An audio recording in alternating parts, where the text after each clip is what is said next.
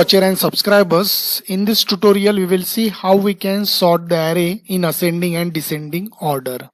So sorting means putting the element in order sequence. So order sequence is any sequence that has an order corresponding to element like numerical, alphabetical, and ascending or descending. Means suppose we have the bunch of elements, suppose it is number or whether it is a character, you can sort in both ascending and descending way.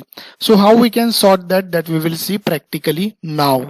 So here in the Python editor, first we have to import NumPy. So after importing NumPy, you can create the array. For that we are taking variable a n.array, and here we will add some values.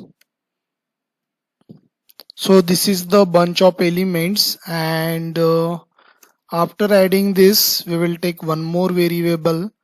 We want ascending order. Okay, so then we have to take NumPy variable n dot sort is a function that is available in NumPy, so you have to write n dot sort, and this method will be applicable for array A. And we want to sort in ascending order, so you have to write print statement with variable ascending, means ASEN. Got it? So first we declare the elements with one dimensional array, then we are applying sort function with this array, and now we are getting the element. Now we run the program. So you see we are getting the output elements in ascending order like 0, 1, 2, 3 and 9. And suppose we want in descending order. Okay, so you can also do it in the descending order. So here I am taking descending variable with n dot sort, and we will apply this for array A, and here in the bracket you have to specify the range with -1. So -1 means it will do it in the reverse order. This will be applicable for descending. So along with the ascending I want to get descending least, so you have to use that variable descending. So this function is very important here, and you have to use this step value -1. And now we will execute.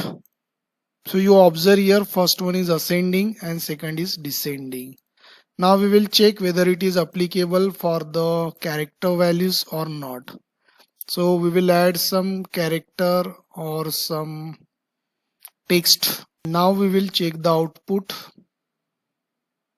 So you see this is the ascending and this is the descending least. So in that both it is eligible.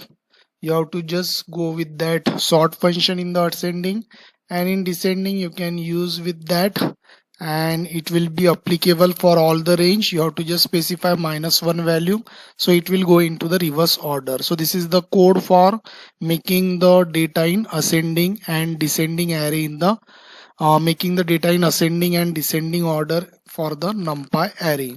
So thanks for watching this tutorial. Thank you.